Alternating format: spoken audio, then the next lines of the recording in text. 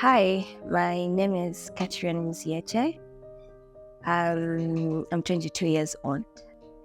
I got done with my high school in 2019. I took a gap year home, and 2021 I studied school at Unza.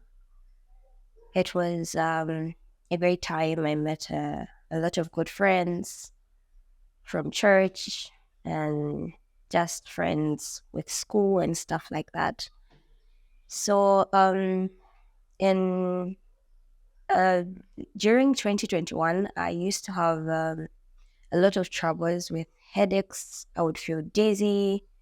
I would have palpitations, but the palpitations, I did take them for something as serious as I should have. I thought it was something funny. We used to laugh about it with my friends, and it was something weird that we used to think maybe it's because of the heat, it might be because you're tired or you haven't had enough water, but it wasn't all that. So I think somewhere in October, November, I went for checkups. I was told you need to go for checkups. I did x-rays. I did a lot of blood tests. I did a lot of tests, but none of them showed anything. It it didn't show anything that was serious. They just said, no, you just need to take a lot of water. You just need to take this and that. So I went to UTH this one last time, and I was told, no, you have a heart condition called angina. They told me the heart wasn't pumping enough blood and things like that. So they put me on medications. But well, I did believe that. I was like, angina seems to be something that I can't be sick of. I'm not as chubby, and I exercise a lot. So I didn't really believe that. I questioned a lot. But I still took the medications just to be safe. And I wrote my exams. It wasn't easy because I couldn't really study due to the headaches. The headaches were persistent almost on a daily basis. Painkillers weren't really effective anymore. So I would get headaches, I would sleep, I would cry myself to sleep and stuff like that. And it used to hurt me a lot because I was putting a lot of pressure on my roommates. Yeah, quite alright. I never used to tell them, no, you have to stay in the room with me. But just being people that were very close to me, they used to be very, very careful with me having to be left alone. And that would affect their study schedules, that would affect their class schedules and things like that. And yet that used to hurt a lot. So most of the times I would pretend I'm okay, but I was never really fine. I was always in pain, but I would say I'm fine and I can do this on my own. I would pass out at times. And yeah, they would help me out. They taught me, no, this is getting serious. You need to inform your parents. But by that time, I was on self-sponsorship at Unza, and I was looking at parents. I'm like, they're paying a lot of money. So me going home without having to write my exams is not an option. And I can't make them worry about any of this. So I had this one uncle who used to come visit me a lot. Every time I would tell him, this is going on, he would always make an effort to come check on me. He would make an effort to at least assist me with medical issues, medical bills. I would tell some other relatives, but as you know, not every relative will be there and supportive of you. Some might think, you're just trying to be difficult. But this one particular one was always there for me. He would always show up whenever my roommates would say, Kathy is not okay. He would come through. So we wrote our exams and I went back home. Things continued getting worse and worse. So sometime I was found with, they had found some blood in my urine. I was told I had UTI. Yeah. So they said maybe it's because of public toilets and stuff like that. But that was really painful. They bought me medications, but those weren't really helping because every time I would take them, I would throw up literally everything. So, yeah. So then my mom called and they said, no, we're really getting worried about how everything is getting worse each and every time we talk to you. You need to come home. So I traveled with my elder sister back to Eastern Province. I only stayed home for like 3 days. That was in January. I stayed home for like 3 days. And yeah, I passed out again. Was getting worse. I kept on passing out over and over again. I'll pass out, I wake up, a few minutes later I pass out. So they rushed me to the hospital, and we reached there in the evening. They put me on some drips for water, and then they released me. So when I was released, I couldn't even walk. So they had to like carry me. So one of our cousins called and said, check her for more checkups. There's a private lab that they can do better work. So we went there, they checked, and they actually found that my blood levels were very low. I had like 5, if not mistaken. Yeah, I think my blood levels were around 5. So I was told, no, you need to take this. I was given 5 injections to go take from a nearby hospital where they could be injecting me. So we went back home that day. That day I was okay. The following day I was just okay. I took the injection. Third day I took the third injection. Then in the evening things got worse again. So I passed out. They rushed me to the hospital. When we got there, they did some blood tests and they found that my blood levels were around 1.5, I think, so rather. They were around 1 point something. So they said, no, I needed like blood transfusion there and then. And they said they didn't have any blood in the hospital. So they couldn't help. So my parents suggested to say, we can donate and then you can assist her. And they said, no, we actually don't have any machines that can do that here. That we can use to like prepare the blood and everything. So it was quite a tough time for them. Yeah. So they put me on a lot of injections that night.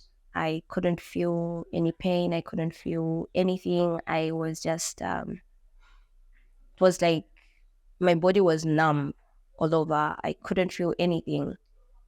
So, yeah, I woke up the following morning. I found myself on drips for blood. So, yeah, when I asked, they said no, they actually asked some relatives to donate here in Lusaka. So they came through. A lot of friends as well came through. They went to donate blood, I think, around 24. Yeah, they went to donate blood as late as that. So once it was ready, they managed to give me some blood. So from there, I felt better. And after some days, it used to be like I feel better, but then after a few days I get worse, and then after a few days I get better, I get worse, I get better. It was just back and forth. So what I noticed was I was on my periods, more like periods, but not really periods, but I used to come out really big blood clots that were very painful. It was like really excruciating pain in the stomach. it was very painful. That was like the most painful thing that I had ever gone through. So through that, I think that's what used to cause my blood levels to always drop. Yeah, so even if they would give me blood, they would transfuse, but then it wouldn't take a lot of days before I needed another transfusion. So one of the doctors came in, one of the new doctors when I was still in Jakarta, and he said, I'm suspecting this can be cancer. I looked at him and laughed. I thought, this guy doesn't know what he's doing. But he was like, no, I think you need to check her for cancer. I was like, this guy is joking. I have never ever been sick to a point where I've been admitted in the hospital. This is like my first time ever. This is not possible. So I did have thoughts of, what if it's true? How will I feel? What will I do? So they said, no, we have to send her to UTH. So they transferred me to UTH. We reached the first 3 days. I wasn't really given anything. So yeah. From there, there's a day, one day my sister took me to bath, and then all I can remember is I was telling her to say I wasn't feeling my body anymore. So she assisted me to sit down. That's the last thing I remember. And I was waking up with doctors all over me, and they were trying to do this and that, trying to draw blood, trying to put cannulas and things like that. So I was wondering what's going on. I wasn't sure what was going on. I wasn't sure what to do, what to say. So when they checked again, my blood levels had dropped to 1 point something again. So we had to start afresh again. Yeah. So they transfused me. That's when they told me, no, we're going to have to do bone marrow aspiration. So the following day they came, they did bone marrow aspiration. They got, I think, from this side, almost near the waist. Yeah, somewhere the bones, somewhere there. So that was one of the most painful things that I ever experienced. So there was a girl that I was with in the hospital. So I asked her to say, have they done this to you? Since she had told me to say she had been in hospital for a year by the time that I was going. She was always in and out, in and out. So she was telling me, I've gone through this and I cried. It's very painful. You have to prepare yourself, prepare your mind. You're going to cry. I was like, okay, that sounds like it's something really painful. They came, they did that.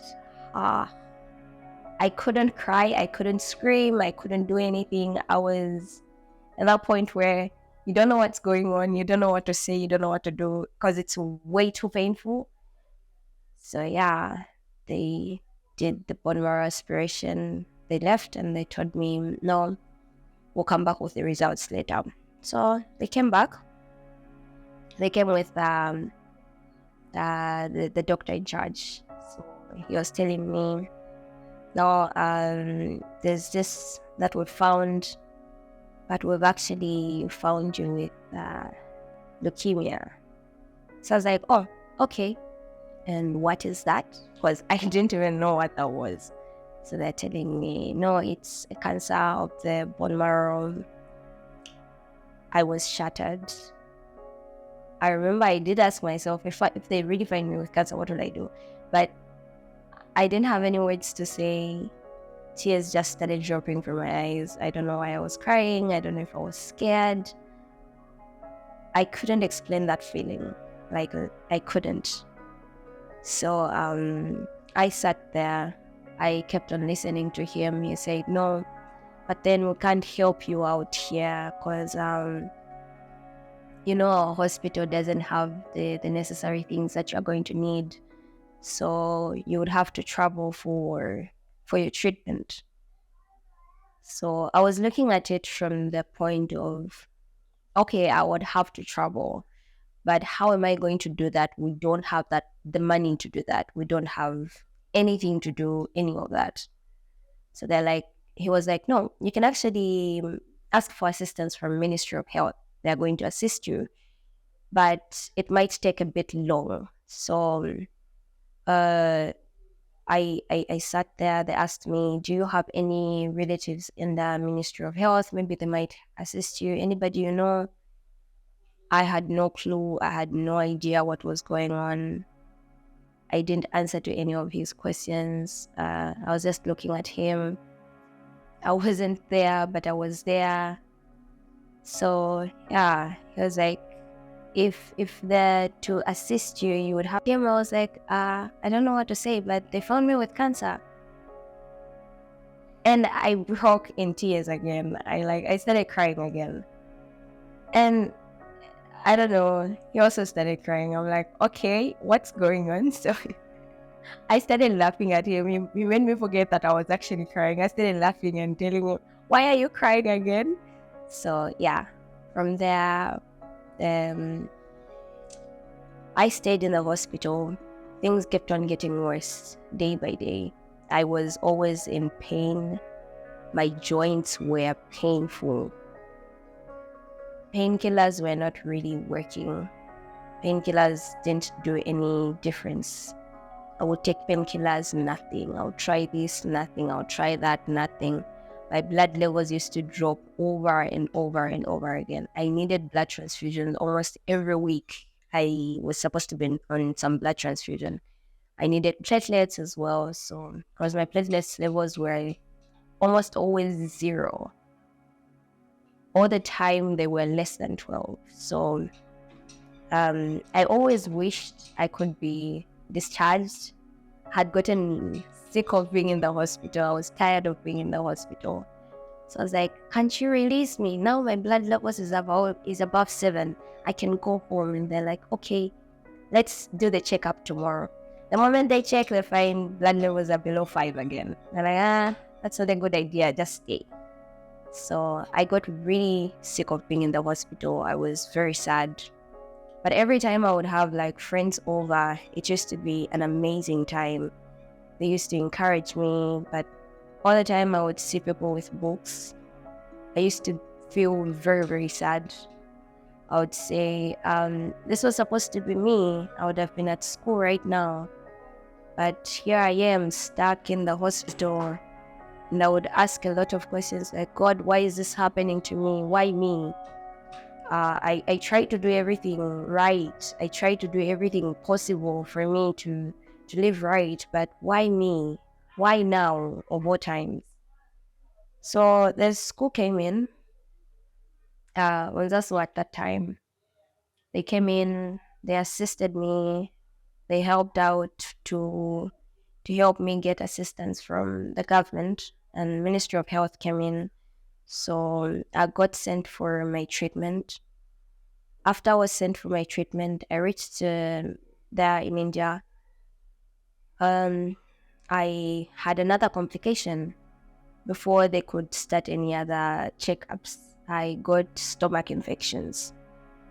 The stomach infections were bad to a point where I was told I can't take water, I can't take food, I can't take anything at all. Whatever I take might compromise my survival. So I was always like just seated there on drips 24/7 non-stop. They're just on drips over and over again. This one finishes, they put another one, it finishes, another one. It was always painful. You know, you're hungry, but then you can't eat, you can't even drink water. So yeah, it was very.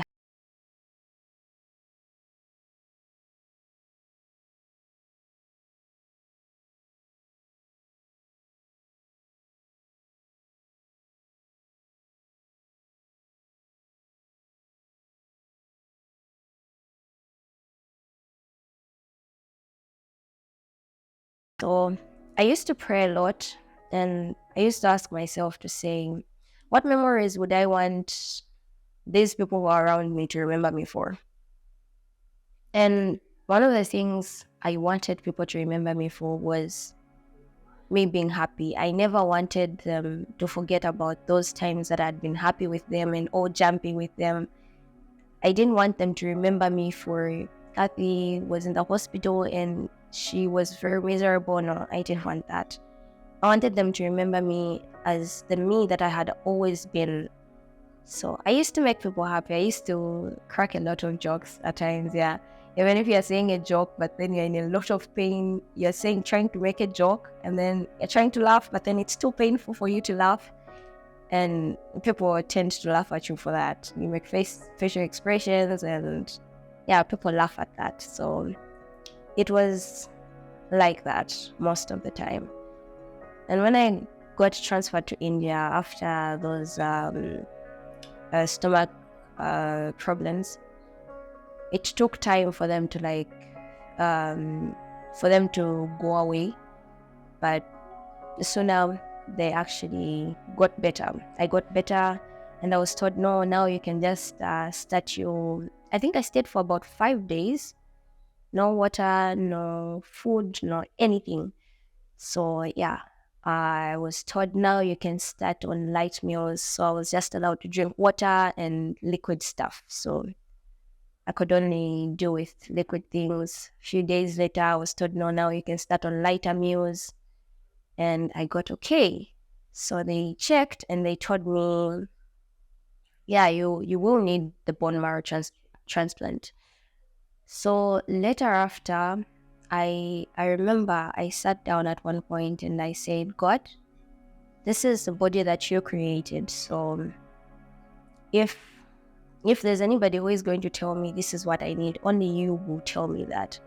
And I know that you created this bone marrow, so you must know it better than the doctors do. And I said, I'll wait for you to heal me, because no medication can heal me apart from you. So later we needed to undergo a few checkups. I needed to do bone marrow aspiration again. So this time around, they took it from my back, my spine. Yeah, it was very painful. But again, I didn't cry. I didn't do anything. The following day, they called me for my results, and they started asking me, what have you been taking? So I said, I don't understand. What do you mean, what have I been taking? They're like, no, what have you been taking? I'm like, apart from whatever you give me, nothing. I just take the medications that you give me and nothing else. They're like, you're lying. This is not possible, because looking at the condition that you're in, we never thought your bone marrow would actually recover. You needed transplant, and we weren't so sure if you were going to, if it was still going to go well. So I was like, okay, what's that supposed to mean? They're like, well, your bone marrow is actually responding. Your bone marrow has started responding. You do not need bone marrow transplant anymore. I was shocked. I was there just like, what are you saying? I don't need transplant anymore. They're like, no, your bone marrow is functional. It's no longer the way it was when you came, but we haven't done anything. We haven't given you anything for it yet. So they were shocked as much as I was, but I just remembered to say, I had given a prayer to say, God, I need you to do what you can. So I realized to say, actually, God came through for me. The moment that I decided to say, okay, this is not my battle, but it's His, and He came through. So later on, after that, I started chemo. Chemotherapy was quite scary because it's a 50-50 chance. You might survive, you might die. It has its own side effects. It has its own bad parts. So yeah, it's not an easy medication to take, because it has a lot of side effects. So if you're not strong enough, if you're just looking at it from the perspective of I'm human and I don't want to take it, you will not take it. But if you're looking at it from 50% chance of survival is enough to make me do it, you will do it. So they said if you're younger, you have a higher chance of surviving. But if you're quite older, it's a bit harder. So we started chemotherapy, and I got stomach infections again. So they had to stop the chemo, and then they gave me time to like heal from that. And then a few months later, I was told, no, now we can actually release you. You can go back to your country and finish the last stages of chemo that you have to finish, because you're now stable. I started to walk. I used to look really funny. I had a big belly. It was very round. I had a big head. I had a swollen head. And I was very skinny, like seriously skinny. So super skinny with a big stomach and a big head. My sister would always say I looked like some cartoon. So yeah, it wasn't really a sad part about all that. We used to look at it from, okay, let's look at the positive in this as well.